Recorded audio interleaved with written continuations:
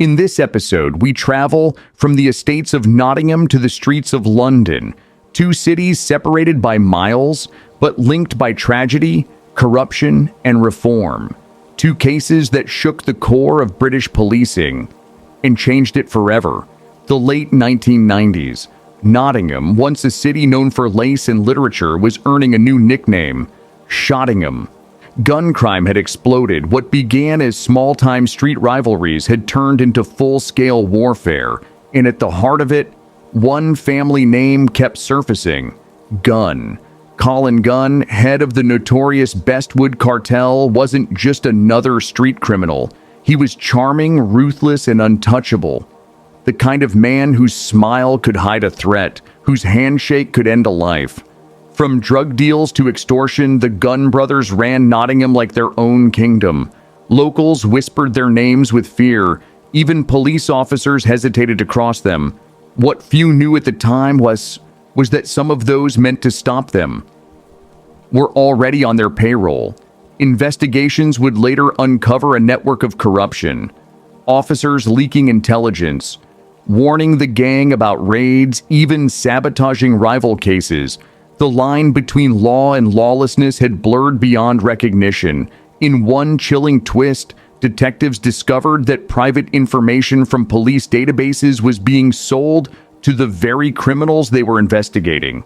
Confidential addresses, witness lists, case files, all compromised. The Gunn's reach extended beyond the streets. In 2003, Colin Gunn orchestrated one of the most shocking revenge murders in modern British history. The killing of John and Joan Sterland, an elderly couple from Lincolnshire. Their only crime? Their son had been involved in a feud that left one of Gunn's men dead. Colin couldn't reach the son, so he went after the parents. It was a message written in blood. No one is untouchable. The public were horrified. How could something so brutal, so organized happen in a city this small? How had the police failed to stop it for so long? As internal investigations began, the truth emerged. Officers within the Nottinghamshire police had been colluding with gang members. Some were suspended, others jailed. The damage to public trust was immeasurable. For years, Nottingham had been bleeding in silence. Now the wound was open and the whole country could see it. The case forced a reckoning, not just about corruption, but about the very culture of British policing. Was the system too insular, too resistant to accountability? And if it could happen in Nottingham, where else might it be happening? London, 1993. A teenager named Stephen Lawrence waits for a bus in Eltham with his friend Duane Brooks. They're laughing, talking about the future. Moments later, a group of white youths surrounds them. Words are shouted, then steel flashes. Stephen Lawrence was stabbed twice and left to die on the pavement. He was 18. His killers fled. The investigation that followed would become one of the most infamous in British history. From the start, the case was riddled with failures. Key evidence was overlooked. Witnesses ignored. Detectives failed to follow leads that could have secured early arrests. The Lawrence family, Doreen and Neville, refused to stay silent. They demanded answers, and when those didn't come, they demanded reform. In a press conference that shook the nation, Doreen Lawrence asked a question that would echo through Parliament. If it were your son, would you still call this justice? Years passed. 5 men were arrested, but charges were dropped due to insufficient evidence. The Crown Prosecution Service declined to proceed. It seemed the killers would walk free, but the public had seen too much. Petitions, protests, national outrage. In 1999, after 6 long years, the Macpherson Report was published. Its conclusion stunned Britain. The Metropolitan Police was institutionally racist. It was the first time such words had ever been used in an official government document. The report made 70 recommendations, from reforms in recruitment and training to changes in how hate crimes were investigated. For many, it marked the start of a new era. For others, it was a painful reminder of what had been lost. The Lawrence family's perseverance turned grief into a movement. It exposed not just a murder, but a mirror. a reflection of a nation that needed to face its own prejudice. Two very different cities, two very different crimes, but one undeniable truth. Both Nottingham and London had revealed how fragile the system really was. In Nottingham, corruption had eaten from the inside. In London, bias had blinded from the start. And across the UK, people were asking the same question. If we can't trust the police, who can we trust? The government responded with reforms. The Independent Police Complaints Commission was established in 2004, designed to investigate misconduct outside of police control. New training standards were introduced nationwide.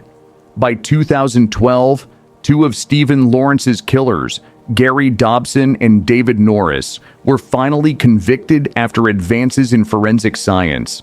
Nearly 2 decades after Stephen's death, justice, partial, belated, imperfect, had arrived. In Nottingham, Colin Gunn was serving life imprisonment. His empire dismantled, his influence broken. The message was clear. No man, no matter how powerful, is beyond the reach of the law. But the damage again had already been done. The question of trust, that fragile bond between the public and police, remained deeply scarred. Out of tragedy came transformation. Out of corruption came reform. And out of silence came a movement that still defines British policing today. The legacy of both cases runs deeper than any court verdict. It lives in every policy, every review, every training room, where officers are told that justice must not only be done, it must be seen to be done. The Gunn brothers exposed how power can corrupt from within. Stephen Lawrence's murder revealed how bias can destroy from without. Together, their stories forced a reckoning with truth, because justice is not a destination, it's a mirror. And sometimes we don't like what it shows us. In the years that followed, the UK saw the rise of new watchdogs, anti-corruption units, and campaigns for racial equality. Police body cameras became standard issue, community oversight panels emerged, and slowly, painfully, change began to take shape. Yet critics argue that some of the same issues remain: disproportionate stop-and-search rates, allegations of discrimination, whistleblowers still silenced, corruption not always punished. It's easy to believe that history belongs to the past. But the shadows of Nottingham and London remind us that reform isn't a one-time act. It's a constant fight. Because the next scandal, the next miscarriage of justice, might already be unfolding somewhere else. From Nottingham to London, from gangland fear to a family's endless fight, these cases forced Britain to confront itself. They exposed what happens when power is left unchecked, when bias goes unchallenged, and when silence replaces accountability. In 2013, the British public thought the Stephen Lawrence case had finally closed. 2 men convicted, justice served, or so it seemed. But behind the headlines and the handshakes, something darker was brewing inside Scotland Yard. A secret operation, hidden files, and a question no one wanted to ask out loud. Did the police try to protect their own, even if it meant silencing the truth? Let's go deeper into the scandal that revealed how one murder case became a national crisis of trust. After the 2012 convictions of Gary Dobson and David Norris, the Lawrence family could finally breathe. But behind closed doors, whispers started to circulate. Whispers about surveillance, infiltration, and betrayal. It began with an anonymous tip. A retired officer alleged that during the early 1990s, Scotland Yard had launched a covert operation not to find Stephen's killers, but to investigate his grieving family. The operation had a name: Operation Herne. Its findings would shake the foundations of the Metropolitan Police. For 2 decades, the Lawrence family had fought the system. Now they learned. The system had been watching them too. The whistleblower claimed undercover officers were embedded within protest groups that supported the Lawrence campaign. Their task: to collect personal information, not about suspects, but about activists, journalists, even members of the Lawrence family. What began as a tragedy had turned into a surveillance operation against those seeking justice. The revelation was explosive, and it was just the beginning. When the existence of Operation Herne became public in 2013, the outcry was immediate. An internal inquiry led by Chief Constable Mick Creedon revealed hundreds of pages of reports detailing police misconduct. It found that secret units, like the Special Demonstration Squad, had been operating for decades. Their mission to infiltrate political groups under the banner of national security. But in practice, many of these agents had gone far beyond their mandate. Some officers even formed relationships with women they were spying on, under false identities. Lives built on lies, children born from deception. The Lawrence case became the symbol of everything wrong with these operations. Instead of supporting a family fighting racism, the state had turned them into a target. Doreen Lawrence later said, "All we ever wanted was justice. I never imagined we were being watched too." The revelation forced a formal government inquiry, the Ellison Review. Its findings were damning. It confirmed that intelligence gathering had indeed focused on the Lawrence family and their campaign. And worse, there were credible suspicions that some officers had attempted to smear the family's reputation. The very institution meant to protect them had tried to discredit them. As investigators dug deeper, new questions surfaced. Why were key documents missing from police archives? Who ordered their removal? And what else had been hidden? One report from the early 1990s, believed to contain details of undercover operations, was mysteriously lost. Another, a log of informant activity in South London, had been accidentally destroyed. But fragments began to emerge. Notes, memos, digital backups, painting a picture of systemic secrecy. Some officers, it seemed, had tried to warn superiors. They were ignored. Others refused to speak at all. The fear of retaliation ran deep within the ranks. "It's not the criminals that scare me," one retired officer later said. "It's the blue wall that closes around you when you try to tell the truth." By 2015, the story had grown beyond one family. Operation Herne had unearthed a culture, one of secrecy, loyalty, and denial. The same traits that once protected corruption in Nottingham were now exposed at the heart of London's police headquarters. The mirror had turned inward, and the reflection was damning. The British government couldn't ignore it any longer.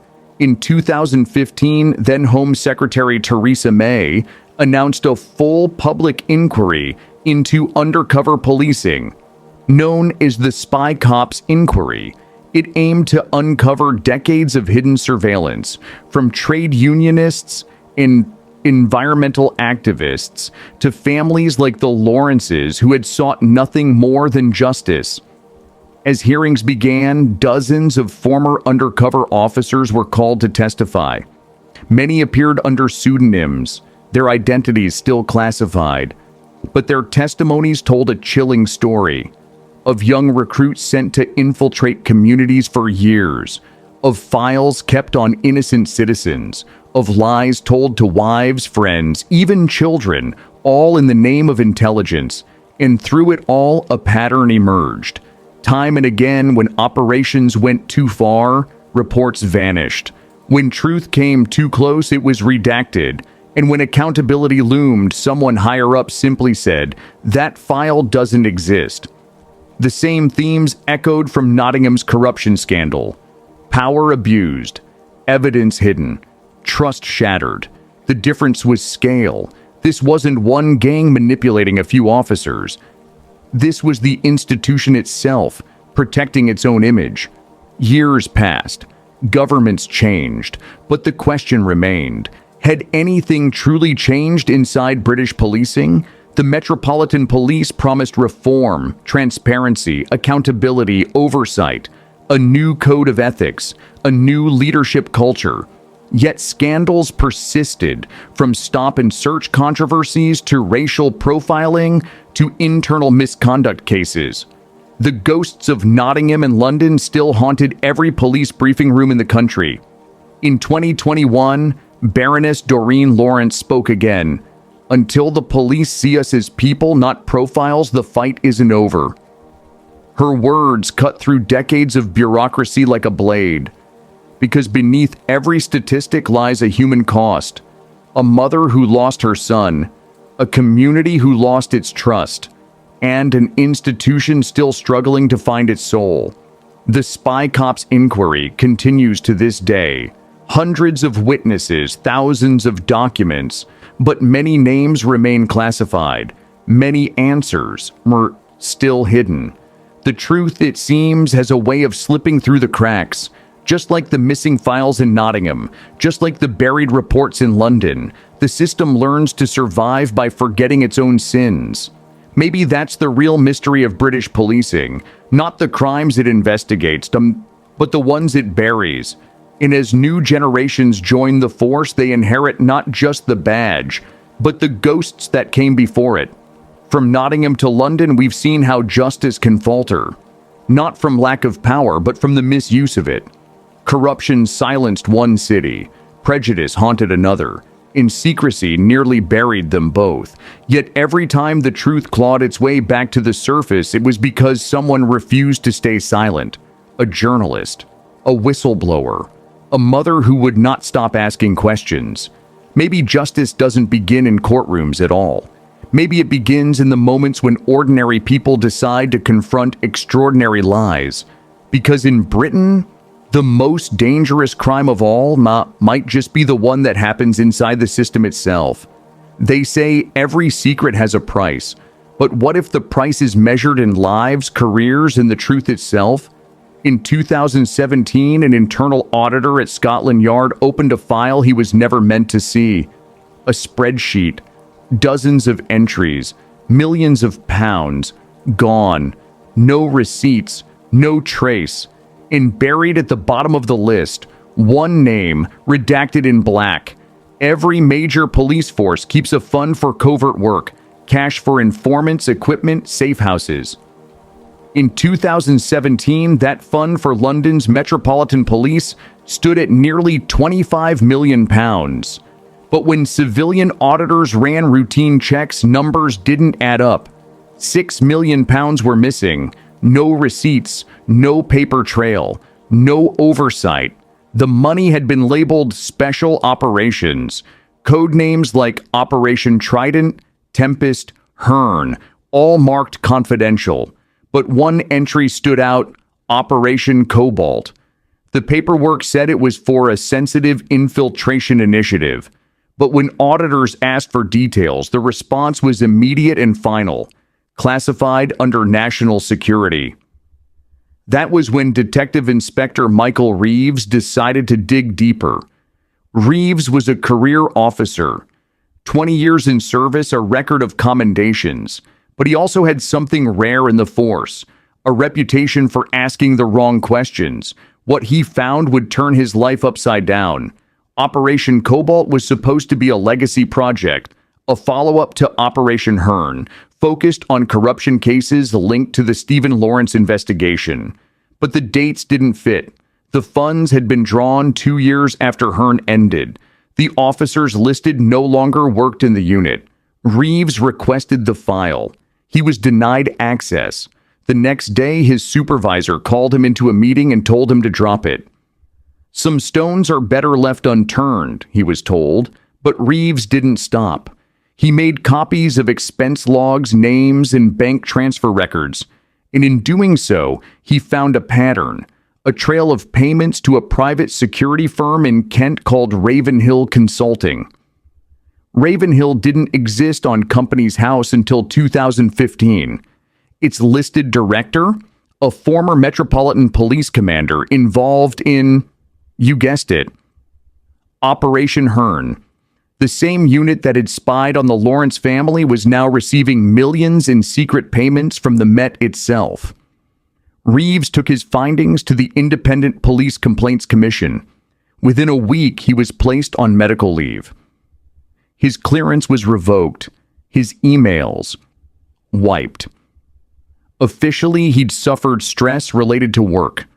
Unofficially, he'd seen too much. April 2018. An envelope arrives at the desk of a BBC investigative journalist. Inside, photocopies of Metropolitan Police budget forms stamped Operation Cobalt. A handwritten note reads, "Follow the money. It's not over." The BBC's Panorama team launches an independent investigation. Within months, their report links Cobalt to Ravenhill Consulting and to a chain of contracts awarded without tender. Over £4.2 million had been transferred to shell companies controlled by former officers. When journalists approached the Met for comment, they declined to respond, citing ongoing security concerns. But by then, Michael Reeves had disappeared. Last seen leaving his flat in South London on July 9th, 2018. His car was found 2 days later near Beachy Head. The keys still in the ignition. No body ever recovered. The official verdict? Suicide. The unofficial rumor? A cover-up complete. Following the BBC expose, the Home Office ordered an independent audit of all metropolitan covert operations. The resulting report, classified but partially leaked in 2020, confirmed that funds had been misallocated and mishandled. No individuals were charged. The matter was closed. Yet in Parliament, a single MP stood up and asked the question that hung in the air for years. What happened to Detective Inspector Reeves? The answer was short. We do not comment on matters of national security. Even in death or disappearance, Reeves was a classified subject. His family still receives an anonymous deposit every month. £2,000, labeled retained benefit.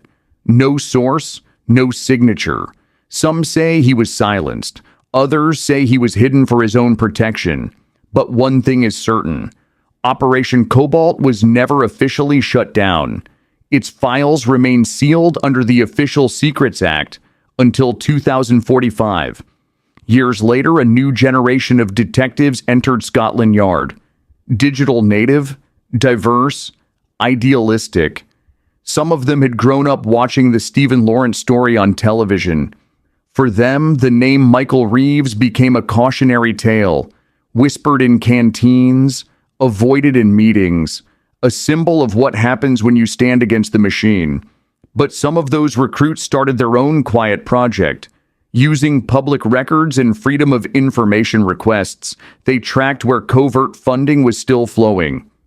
In 2023, they published their findings anonymously on an encrypted website called The Ledger.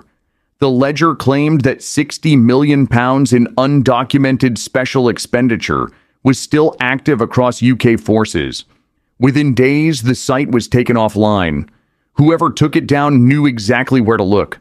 But by then, the data had spread. Dozens of journalists backed it up. A new generation of watchdogs was born. And the story of Michael Reeves refused to die. The detective who knew too much became a ghost story. A warning passed through the corridors of power. But his questions remain. Where did the money go? Who signed the orders? And why does no one want to answer?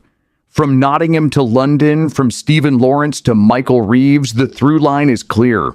Power protects itself. Truth depends on those brave enough to break that protection. Maybe Reeves failed to bring down the machine, but he proved something greater. That even within the system, there are still people who refuse to look away. And sometimes that refusal is enough to make the walls crack, because the truth doesn't vanish. It waits, buried in files, locked behind redactions, waiting for the next detective who won't stop asking. And when that day comes, what will the system do then? I'm your host, and this is UK Crime Mysteries. Subscribe for more crime stories like this.